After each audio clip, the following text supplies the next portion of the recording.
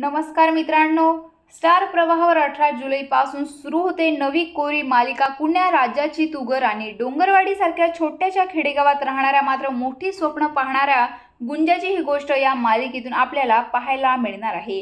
तसेच आता या मालिकेतील भूमिकेविषयी सांगताना शर्वरी जोग अभिनेत्री म्हणाली, स्टार प्रवाहाने दिलेली ही संधी माझ्या आयुष्याला नवीन कलाटणी देणार आहे। या मालिकेच्या निमित्ताने मी पहिल्यांदाच अगदी मुख्य भूमिका साकारणार आहे।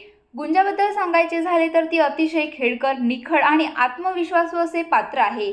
तिला शिकून खूप मोठं व्हायचंय। गुंजा डोंगरवाडीची भाषा बोलते।